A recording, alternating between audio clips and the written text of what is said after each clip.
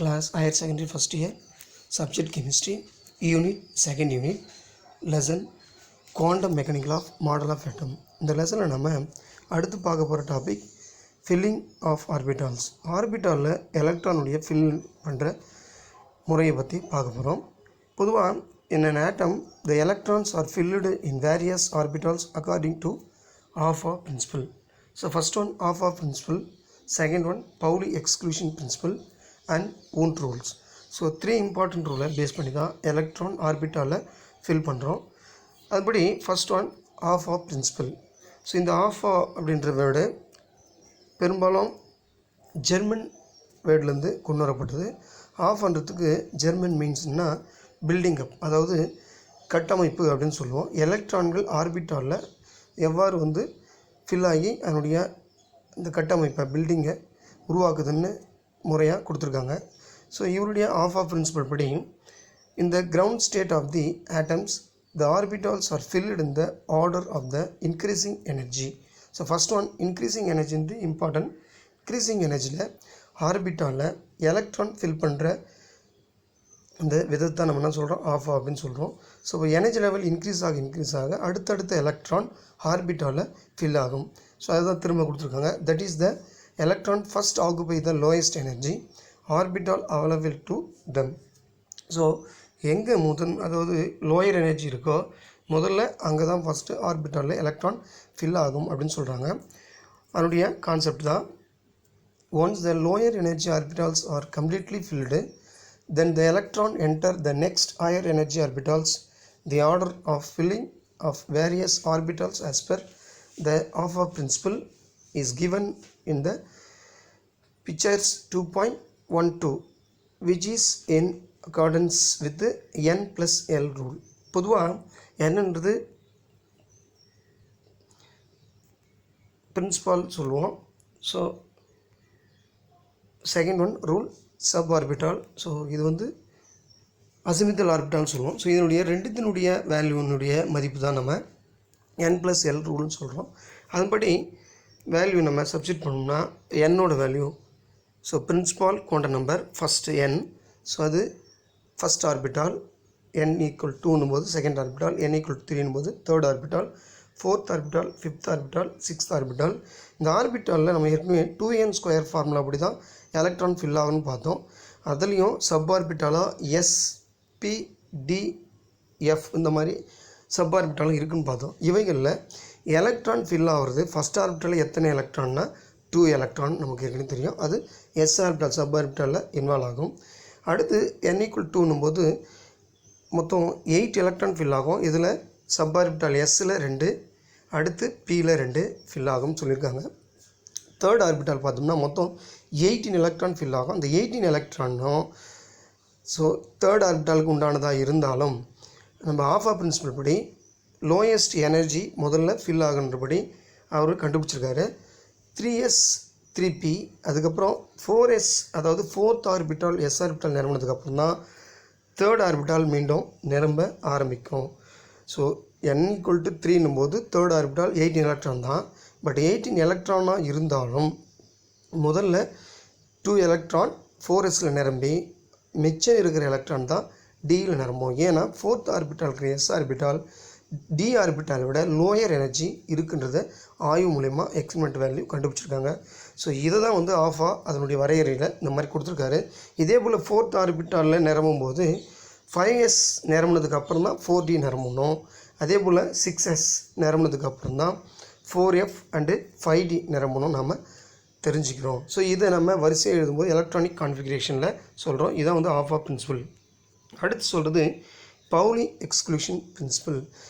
இவர் என்ன சொல்கிறாருன்னா, பொதுவாக ஏதாவது ஒரு ஆட்டத்துக்கு 2 எலக்ட்ரான் இருக்கும் பட்சத்தில் எந்த ஒரு 2 எலக்ட்ரான், நிறைய எலக்ட்ரான் இருக்கும், ஆனாலும் ஒரு எலக்ட்ரான் பெற்றிருக்கிற சேமான பிரின்சிபல் குவாண்டம் நம்பரில் இன்னொரு எலக்ட்ரானும் முழுமையாக பெற்றிருக்காதுன்றது தான் இவருடைய கருத்து.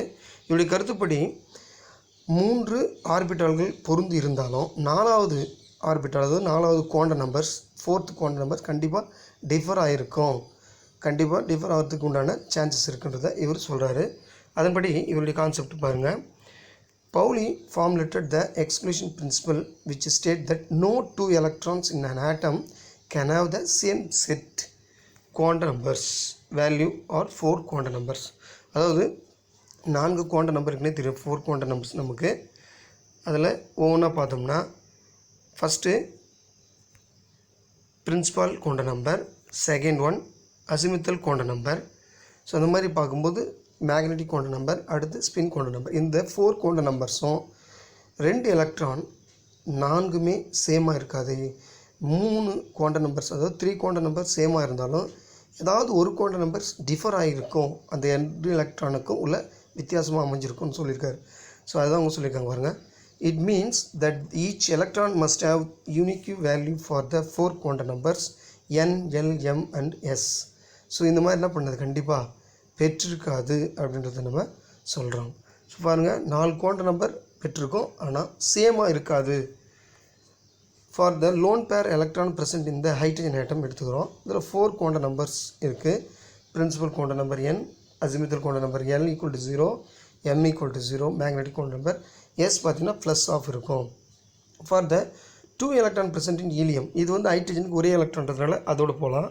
பட் ஹீலியத்தை எடுத்துட்டோம்னா ஒரு ப்ளஸ் ஆஃப் இருக்கிற மாதிரி அதே ஆர்பிட்டாலில், அதே பிரின்சிபல் குவாண்டம் நம்பரில், அதே அசிமுத்தல் குவாண்டம் நம்பரில், அதே மேக்னெட்டிக் குவாண்டம் நம்பரில் இருந்தாலும் பட் ஸ்பின் குவாண்டம் நம்பர் வரும்போது ஆன்டி கிளாக் வைஸ் அமைஞ்சு மைனஸ் ஆஃப் இன்னொரு எலக்ட்ரான் பெற முடியும். ஸோ எனவே 4th number of quantum numbers differ ஆகியிருக்க வாய்ப்பு இருக்குது. தேர்ஃபோர் கான்செப்ட் படி as we know that the spin quantum number can have only 2 values, plus of and minus of. Only 2 electron can be accommodated in a given orbital in the accordance with the Pauli exclusion principle. Let us understand this by writing all 4 quantum numbers for the 8 electron L cell. So இந்த concept தான் ஒரு Pauli சொன்னது. அதன்படி பாருங்கள், quantum numbers electron இன் செல் L செல்லில் பார்க்குறோம். So எல்ன்றது 8th electron பெற்றிருக்கிற செல். So அந்த 8th எலக்ட்ரான் பெற்றிருக்கிற செல்லில் பொதுவாக குவாண்டம் நம்பர்ஸுடைய வேல்யூ படி ஃபஸ்ட்டு செல், அதாவது ஃபஸ்ட் எலக்ட்ரான் பார்த்தீங்கன்னா principal quantum number, azimuthal quantum number, magnetic quantum number சேமாக இருக்குது அந்த எலக்ட்ரானுக்கு. ஸோ ஸ்பின் பார்த்திங்கன்னா கிளாக் வைஸ் இருக்கும். ஆனால் அடுத்த எலக்ட்ரான் கண்டிப்பாக principal quantum number, azimuthal quantum number and magnetic quantum number சேமாக இருந்தாலும் 4th quantum number spin anticlockwise அமைஞ்சு ஸோ 4th ஒன்று மாறுது. ஸோ இதில் தான் நமக்கு என்ன தெரியும்னா, ஏதாவது 2 எலக்ட்ரான் ஒரு ஆட்டத்தில் ப்ரெசென்ட் ஆகிருந்தால் அந்த 2 எலக்ட்ரானும் 4 குவாண்டம் நம்பர்ஸ் ஈக்குவலாக பெற்றிருக்காது. ஸோ ஏதாவது ஒரு குவாண்டம் நம்பர்ஸ் கண்டிப்பாக டிஃபர் ஆகும் அதனுடைய வேல்யூ அப்படின்னு சொல்கிறது தான் வந்து இந்த பவுலி எக்ஸ்க்ளூஷன் பிரின்சிபல்.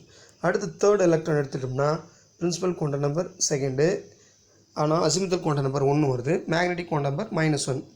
ஸோ என்னுடைய ஸ்பின் ப்ளஸ் ஆஃப்.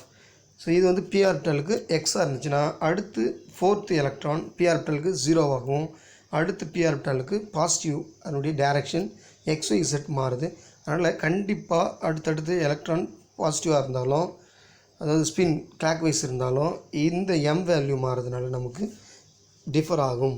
இதே போல் ஒவ்வொரு இடத்துலையும் ஒரு எலக்ட்ரான் இன்னொரு எலக்ட்ரானில் ஏதாவது ஒரு ஆர்பிட்டாலில் கண்டிப்பாக குவாண்டம் நம்பர்ஸ் மாறி அமையும்ன்றத அவருடைய கான்செப்ட். அடுத்து ஊன்ஸ் ரூல் பார்க்குறோம். இவருடைய கான்செப்ட் படி பார்த்தீங்கன்னா மேக்ஸிமம் மல்டிபிளிசிட்டி அப்படின்னு சொல்கிறாரு. The Aufbau principle describes how electrons are filled various orbital but the rule does not deal with the filling of electron in the degenerate orbital. That means orbital having same energy. பொதுவாக நம்ம ஏற்கனவே பார்த்த மாதிரி ஆஃபா ரூல்னா சொன்னால் increasing ஆர்டரில் electron fill பண்ணுறோம். So lower energy first orbital நிரம்பினதுக்கப்புறம் higher energy நிரம்பணும்னு சொல்கிறோம். ஆனால் இப்போ எஸ் ஆர்பிட்டால் பொறுத்த வரைக்கும் ஒரே ஒரு லூப்ஸ் 2 எலக்ட்ரான் ரெண்டுமே ஒரே இடத்துல இருக்கிறதுனால நம்ம என்ன பண்ணுறோம், S1 S2 போட்டுறோம். ஆனால் பி ஆர்பிட்டால் பார்த்திங்கன்னா 3 லூப்ஸ் இருக்குது, மொத்தம் 6 எலக்ட்ரான் இருக்குது. இதில் 3 லூப்ஸும் PX, PY, PZன்னு 3 விதமான டைரக்ஷனில் இருக்குது. இந்த மாதிரி இருக்கும்போது எலக்ட்ரான் ஃபில் பண்ணுற விதம் எக்ஸ் லோயராக இருக்கும், அதே மாதிரி அதுக்கடுத்து ஒய் இருக்கும், அதுக்கடுத்து இசட் இருக்கும். ஆனால் ஸ்பின் வரும்போது எக்ஸில் நம்ம ஒரு எலக்ட்ரானை ஃபில் பண்ணால் அடுத்த 2வது எலக்ட்ரான் திரும்ப எக்ஸ்லேயே ஃபில் பண்ணலாமா அப்படின்ற அந்த எனர்ஜி லெவல் எக்ஸோட ஒய் அதிகம் தானே அப்படின்ற கன்ஃபியூஷன் வருது இல்லைங்களா. இதை தவிர்க்கிறதுக்காக தான் இந்த ஊன்றுள் என்ன சொன்னார்னா, முதல்ல வந்து சிங்கிள் ஃபில் ஆகும் ஒரு ஆர்பிட்டாலில், அதுக்கப்புறம் தான் ஃபேர் ஆகும் அப்படின்னு சொல்லியிருக்காரு. ஏன்னா சிங்கிளாக ஃபில் ஆனதில் மட்டும்தான் லோயர் எனர்ஜியாக இருக்க முடியும். ஸோ அதுலேயே இன்னொரு எலக்ட்ரான் ஃபில் ஆச்சுன்னா அவைகளுக்குள்ளே ஒரு ஆப்போசிட் சார்ஜஸ் ஏற்பட்டு அவை ஹையர் எனர்ஜியாக மாற வாய்ப்பு இருக்குது. அதனால் அதை விட லோயர் எனர்ஜி உள்ள ஒய்க்கும் அதுக்கடுத்து பேர் ஆகாமல் இசட்டுக்கும் மாறி அமையன்றதை இங்கே சொல்லியிருக்காங்க. So wounds rule maximum multiplicity படி the state the electron pair in the degenerate orbital does not take place until all the available orbitals contains one electron each. So இப்போ ஃபஸ்ட்டு நம்ம தோராயமாக தெரிகிற மாதிரி சொன்னோம்னா, ஒரு பஸ்ஸில் நம்ம ட்ராவல் பண்ணுறோம். பொதுவாக நமக்கு சீட் இருக்குன்னா எங்கே வந்து காலியாக இருக்கோ அங்கே தான் போய் முதல்ல நம்ம சீட்டை நம்ம பிடிப்போம். அதே போல் தான் எலக்ட்ரானும் காலியாக இருக்கிற ஆர்பிட்டால் தான் ஃபஸ்ட்டு ஃபில் ஆகும், தென் அதுக்கப்புறம் தான் பேர் ஆகுன்றதை ஊன் ரூல் சொல்கிறாரு. அவருடைய கான்செப்ட் தான் இங்கே கொடுத்துருக்காங்க. we know that there are the 3 p orbitals, 5 d orbitals and 7 f orbital. இதில் பார்த்திங்கன்னா p orbital பொறுத்த வரைக்கும் 3 இருக்குது, d orbital 5 இருக்குது, அதே போல் f orbital 7 இருக்குன்னு தெரியும்.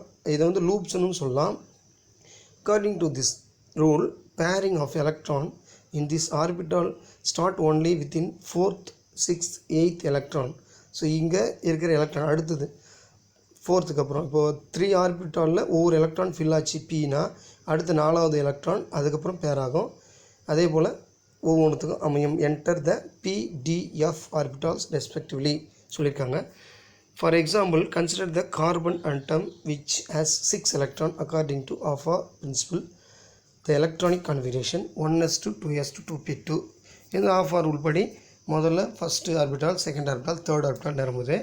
ஆனால் தேர்ட் ஆர்பிட்டாலில் பார்த்திங்கன்னா P2ன்னு சொல்லியிருக்காங்க இல்லையா. ஆனால் மொத்தம் 3 அதனுடைய ஓரியன்டேஷன், இதை லூப்ஸ்ன்னு சொல்கிறோம். இந்த 3லேயும் அதாவது சிங்கிள் எலக்ட்ரானாக ஃபஸ்ட்டு ஃபில் ஆகுன்றது தான் ஊன்ட்டோட கான்செப்ட்டு. ரெண்டுமே இந்த எஸ் மாதிரி இங்கே ஃபில் பண்ணக்கூடாது. In the case in order minimise the electron repulsion, the 6th electron enter the unoccupied